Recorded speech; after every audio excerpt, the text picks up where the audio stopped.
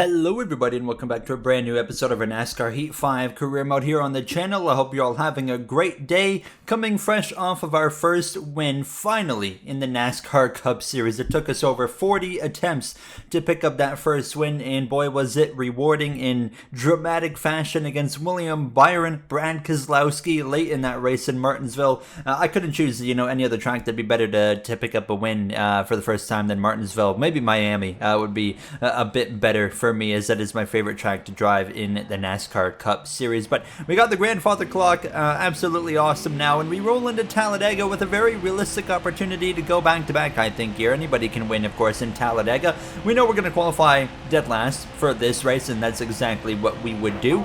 So you can see it right there. Austin Dillon, SVG, right in front of myself. Shane Van Gisbergen's the last race for a little bit. We won't see him back in the 91 for about 4 to 5 races or so.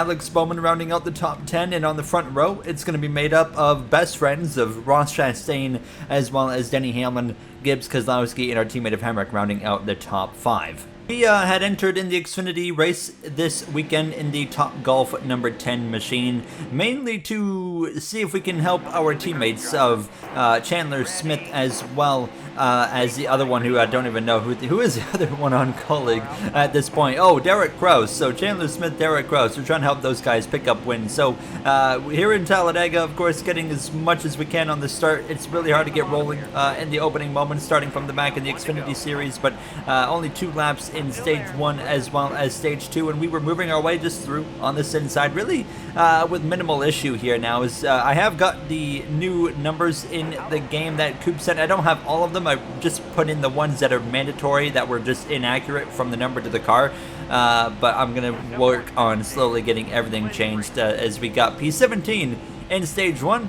Stage 2, again, we were just moving our way forward here and just trying to get ourselves into the conversation and see if we can put ourselves in a good position to help our teammates later in the race. There's now 3 Smiths in the Xfinity series. You got Sammy Smith in the number 8, you got Chandler Smith, and then you got Zane Smith in the 98 there, of course. That's just a few rows in front of us. Stage 2, though, P6, I was pretty happy with that. And then we would roll through into stage 3, of course, and get ready to go racing there and see what we can do. And this is the restart, 3 wide. Sammy Smith forced out to the far outside, as I had Sheldon Creed to my right side. He was right behind his teammate of Hill, who would eventually jump down to the inside in front of myself here. As you can see, we're all banked up. Zane Smith out in front currently, but as you guys know, things in Talladega change very quickly. But now, in the final stage, of course, we're trying to get linked up with our teammates, and I would do exactly that. I'd get linked up here with Chandler Smith and get ready to give him some help. Derek Krause was up towards the front as well, actually leading down this back straightaway. He was under pressure, though, from second place of Austin Hill, who would end up falling backwards. As you can see, I give Smith enough of a push to get out in front. Unfortunately, Hill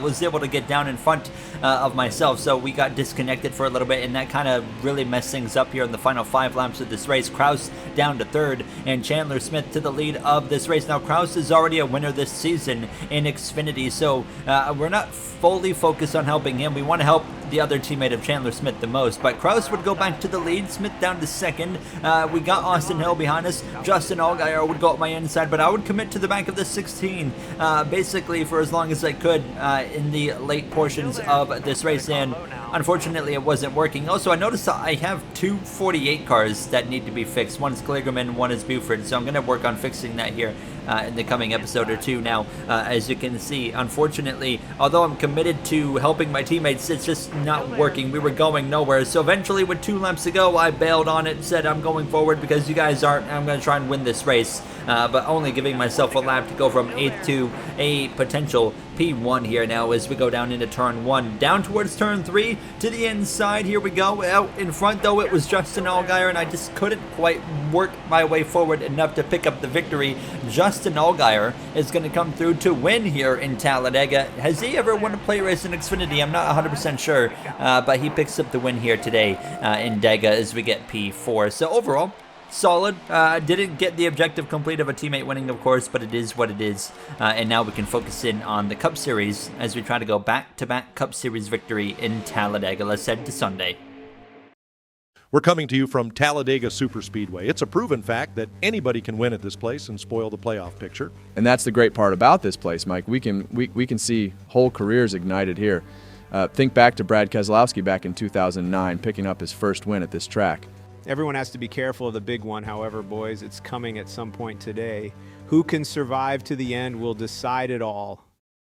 We're ready to roll then here from Talladega for the Geico 500. Josh Berry, he failed pre-race inspection. Actually, we have 3 drivers all having some inspection issues. So Josh Berry, John Hunter Nemechek failed optical scanning station multiple times, and the defending champ Martin Truex Jr. still winless on the season failed technical inspection. A bit surprising to not see him or Kyle Larson yet go to victory lane. Larson has been so fast this season, way faster than he was last season where he only had 1 win in Miami, but he hasn't been able to find victory lane yet, which is a surprise. I mean, we found victory lane before him now as we get ready to roll. Hendrick Motorsports only has 1 driver that's won for them this year. That's Chase Elliott. Well, that changed today. Let's find out as a green flag flies here from Talladega. The 91 of Shane Van Gisbergen in front of us here now. In that 91, he had a really rough short track swing. Trackhouse wanted to throw him into the short track swing, get him an idea of what short track racing in the Cup Series is like, and he had some moments of promise, but then he had a race like Bristol and in Martinsville didn't look good, but Richmond he ran okay, so it's really interesting to see him so far develop, and now he's taking part in his first ever Cup Series plate race. What is Shane Van Gisbergen going to be able to do? Of course, picking up 1 win last season at Road America, if you guys remember that one, absolutely epic performance from SVG in the 91 there. What can he do though on the oval side of things as he continues to eye down potentially a full-time season with Trackhouse in Season 3, 2024 season. Still not sure if there's going to be a Season 3. It really just depends on what the support is like by the time Season 2 comes to an end, but I can tell you that we'll have a good idea by the time we get to the end of the regular season. And here we are completing that opening lap, and right behind Harrison Burton. I said we were going to have a team meeting this week, but I lied. It's actually going to be for the episode following Talladega. So down into turn 1, lap 3 though. Look at the separation in the pack. Weird kind of separation. There's that big pack, and then you got these cars strung out, and then you got this other pack with myself kind of out in front of it now. To the back of Austin Hill in that number 33 for Richard Childress Racing, making his 2nd consecutive start. He'll be out of the car after this weekend now. As you can see, just the weirdness of this pack continuing on, and now there's no help. There's no drafting help for me here, so I'm desperately seeking it, and I would get help from the 17 of Chris Buescher, 78 of BJ McLeod to the inside here as we exit turn 2 down this back straight away. Rumors are the 78 might be giving away their charter just like real life going into the next season, and we already know Stuart Haas Racing is getting rid of 2 charters. They will be downsizing to a 2-car operation following this season, and Tony Stewart, was very straightforward, saying basically the 2 top drivers in points for SHR will be getting those 2 cars for next season, and then of course the bottom 2 will have to find a way to continue their career paths elsewhere. As you can see right to the back of my teammate of AJ Allmendinger, and after picking up the win last episode in Martinsville, I mean, the vibe kind of changes for us when we go plate racing. The full focus isn't necessarily winning. Of course we want to win, but there's also now way more of a focus on helping our teammates of Allmendinger as well as Daniel Hemrick. If we have opportunities late in the race and push them to victory, would be ideal to of course lock in another colleague car into the playoffs. Allmendinger is not far out of the playoffs right now in the point situation. Hemrick, on the other hand, I mean, he's already pushing in towards a must-win scenario territory, and we're only not even halfway through the regular season yet, which is the benefit for him. There is still plenty of time for Hemrick to turn things around. However, he's going to have to turn things around very quickly, and when I say quickly, I'm talking within the next 2 to 3 to 4 races or so here. As you see myself going to the outside, a really action-packed first and opening stage here. Only 14 laps, but there's a lot to show as I was continuing to struggle on my move forward. You can see down to P27. I would have to get down to the inside of the 47 of Sanok there, get to the back of Josh Berry. We'll dive back up to the outside. There's the 44 again of Trevor Bayne. This is also his last race for a little while, just like SVG of Shane Van Gisbergen, who won't be back in the 91 for another 4 to 5 races or so, and then he'll be kind of running another chunk of them, then taking a break, run another chunk. But Project 91, they will be putting Alex Albon in that car soon as well, which is going to be exciting to see, and then they have a few other drivers planned, and maybe on some ovals as well this season, so things are going to be looking a little bit different for Project 91 as this season continues, and other teams have their own version of Project 91 that you're going to start to see kind of come in here as the season progresses. There's a lot of cool things on the way in this season still to go over. There's the whole summer series thing that is just waiting to be officially announced by NASCAR at this point, that I'm excited to show you guys what's in store, and that'll be coming in within the next about 4 to 5 episodes here. As you can see, pit stops taking place here, and I'm going to come in as well, so none of us have enough fuel to get to the end of the stage if it stays green, and if you don't pit before 2 to go, you will get a penalty. So we come in now, and we're going to be basically doing 2 cans of fuel, 4 fresh tires. It's looking like a 15.2 second pit stop, and it's going to be exactly 15.2 seconds. Larson will be the first car out. Over now, the current Cup Series champion IRL, Ryan Blaney, who's had a rough season here in the NASCAR Heat 5 side of things now, but we're going to exit the pit lane right in front of the leaders. Actually, the leader right now being my teammate of Hemrick, who's going to jump all the way up to the outside, and the majority of the field just pitted on that last time around, so you can see the weird separation there. We would get enough help from Alex Bowman actually to stretch away from Hemrick on back, and they would all come in towards the pits as well. But the 41 of Ryan Preece appears to have stayed out an extra lap here. He's coming to the final lap of stage 1 as we're going to just blow past everybody, but you can see on the track map now that 41 I think might even be out of field with how slow he's going, so we're coming to the final lap of stage 1. I don't really know where we're going to end up here. We're P17, P16, now 14th, right to the back of the UPS machine of Suarez. Will jump up to the outside. Is the 41 going to get to the start finish? No, he's coming into the pits, and everybody behind him would come into the pits, so we were coming out of turn 4 on this final lap looking for maybe points here in stage 1. No idea who's leading coming to the line. Right now it's the 15 who's in the pits, but no, it's Hamlin. Denny Hamlin gets the stage 1 win. We get P10 contact with the 23. He was side by side with his teammate of Tyler Reddick there right at the line. Bubba Wallace had a terrible short track swing, worse than anybody I would say, as he looks to turn things around. Everybody's going to come into the pits again here. We're going to just go once again, feel 4 tires. Pretty simple here as we get ready for stage 2. And we get that point, so, you know, pretty happy to pick up a stage point. As you do see, actually, some drivers not pitting, and it's the drivers that just pitted. So we do lose some track position, 9 spots. It puts us down to 19th place, lining up behind the Legacy Motor Club Toyota of John Hunter Nemechek, as a green flag will wave once again here from this Talladega Super Speedway now, as we head down on this long stretch towards turn number 1 in the Geico 500. Well, we see a new winner today this season. We have seen, you know, aside from Chase Elliott, he's won 3 races. Outside of him, we have seen only new winners. Of course, Ross Chastain's picked up a win. Chastain's probably been the fastest driver aside from Chase Elliott, just hasn't been able to go to victory lane. But you look at the big names who haven't won yet. Martin Truex Jr. has been so close multiple times this season, as well as the 5 of Kyle Larson has been, in my opinion, probably the fastest car of anybody. I mean, ahead of the 9 and the 1 car, just hasn't been able to go to victory lane. So those are the 2 big names, of course, that you have to think of. But Joe Gibbs Racing in general, you expect to see a Christopher Bell go to victory lane. I'm starting to expect to see Ty Gibbs go to victory lane. He has been having a strong second season, well inside the playoffs, just like we are, but we're locked in the playoffs now. And the question was eventually, at one point, you know, what one of us is going to win first. We both came into the Cup Series in the 2023 season. Unfortunately, we end up getting the first win, but we had moved our way through in these opening laps of stage 2 up into the top 3 as we passed John Hunter Nemechek. He was trying to follow that 11 of Hamlin, unsuccessful in his efforts. Ryan Preece out in front in the 41. I jumped to the outside with a big run on the back of that Mavis machine, and we'll side draft Hamlin a little bit, pull him backwards. Priest jumps up to the outside. He's going to jump back down, and I have definitely realized at this point I made a mistake, and I have no help coming from behind.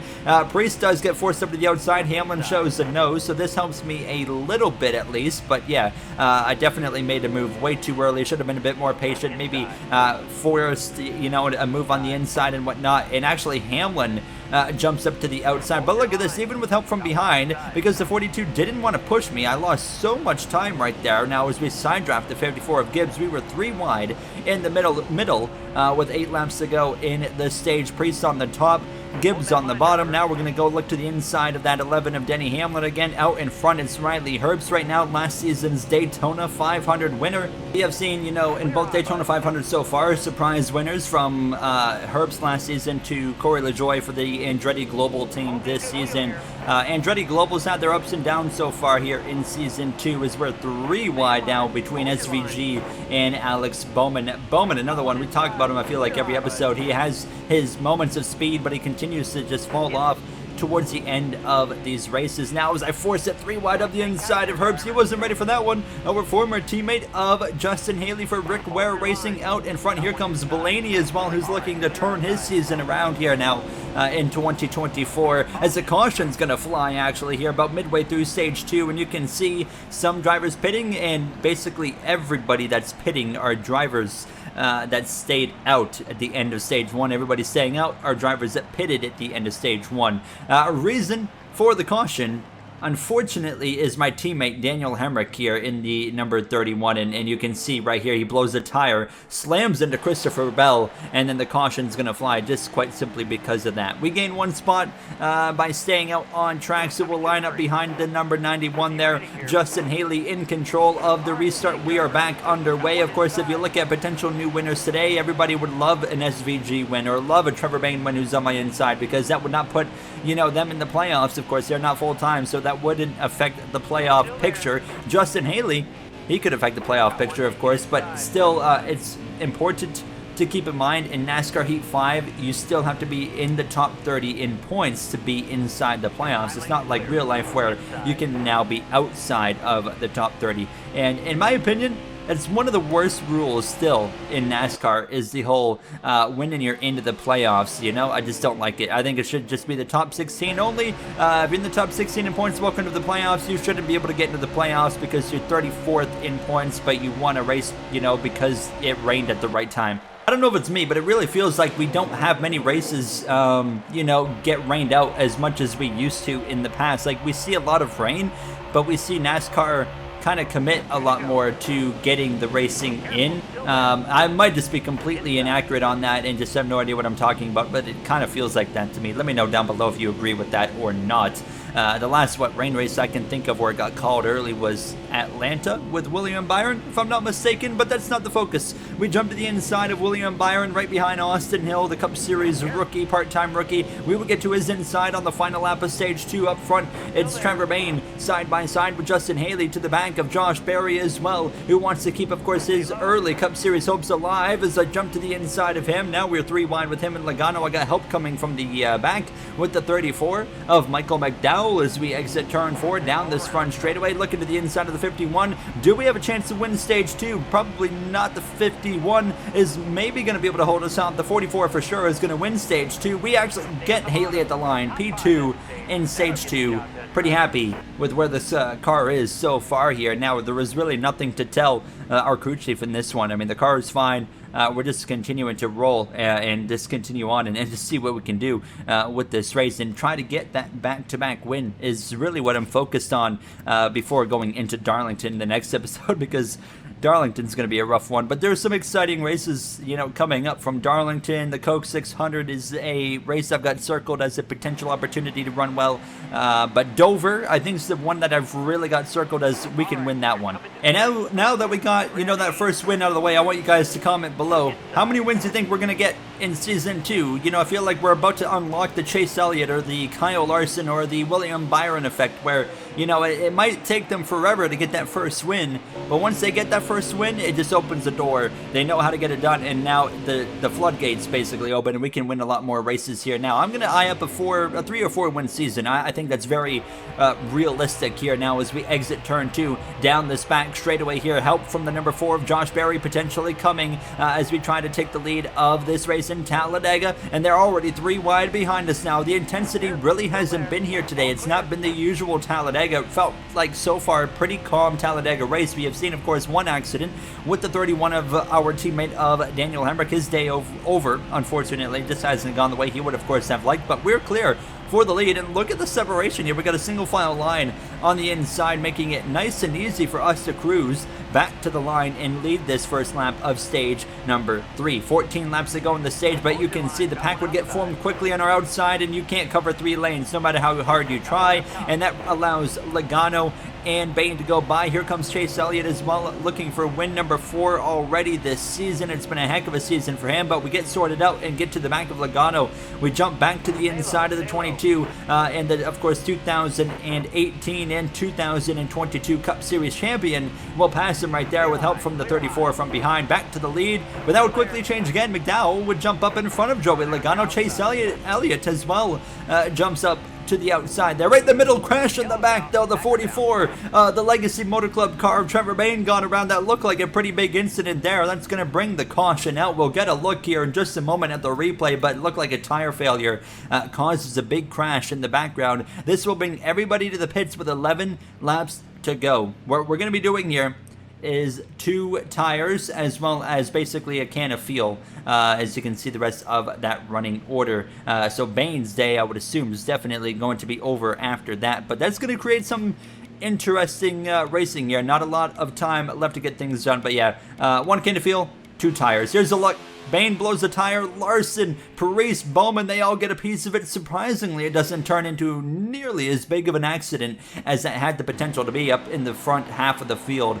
We lose 6 spots on the pit lane, so that told me the AI took only half a can of fuel and no tires. It's not the end of the world.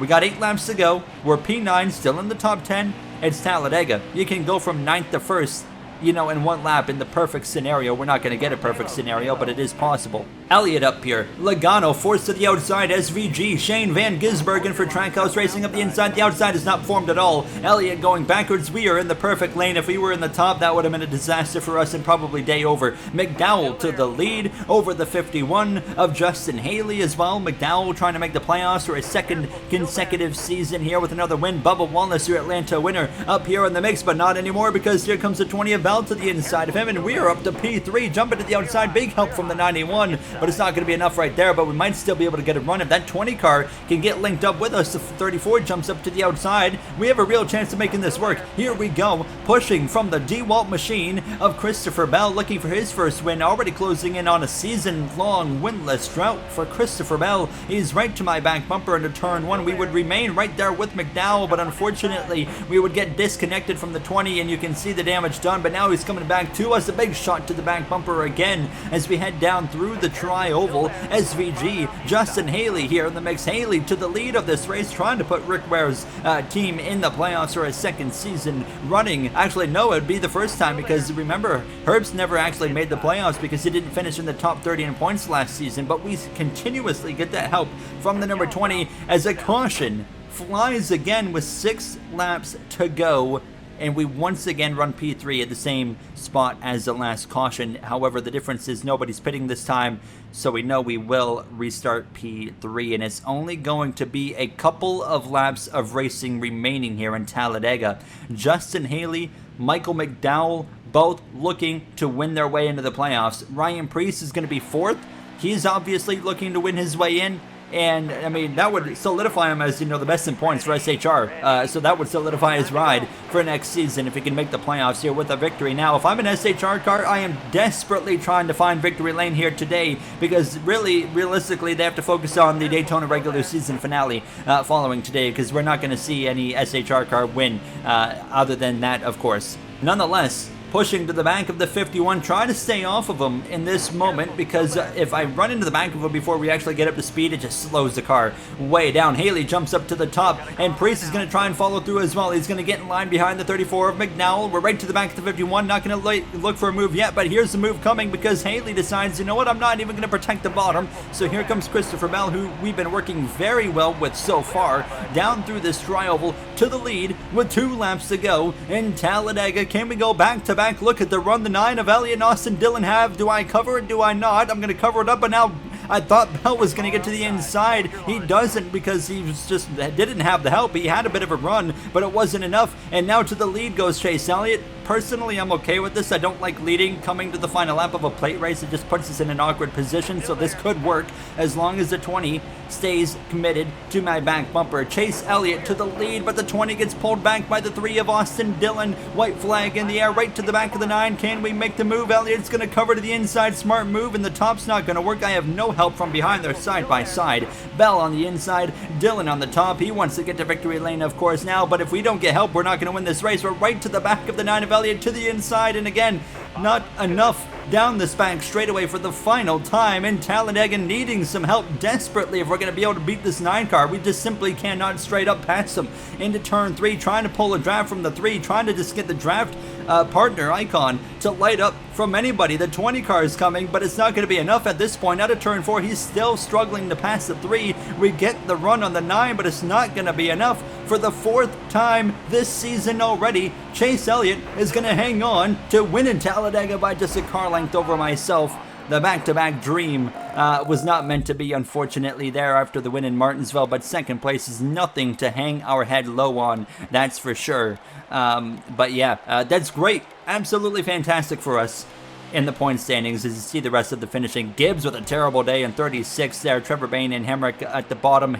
Josh Berry, the last one running. Busher down there as well, but Busher, we know, of course, has the victory. So actually, for once, drivers not angry with me was a nice change of scenery, as we have actually picked up momentum with our streak of finishes. That's going to give us more speed in Talladega, maybe speed capable of putting us in victory lane. We'll have to wait and see there. The Xfinity Series, you see the standings there, Austin Hill at the top, but the Cup Series, of course, looking at the playoff grid. We'll get a full-blown regular season point update going into the next episode for Darlington, but for now, let's just take a look at the playoff grid, and it's led by Elliott, of course, 4 wins, and then the closest one behind him is 6 other drivers with just 1. And you can see currently the last driver in, Michael McDowell, who's had a solid season, just behind Keselowski and Gibbs and Bell. Allmendinger and Suarez both out by 47. Bowman 49. He has some work to do. Blaney 51. Kyle Busch a whole 82 points back. Going into Dover, sorry, not Darlington. I will see you guys in the next one. Thank you for watching. Have a great day.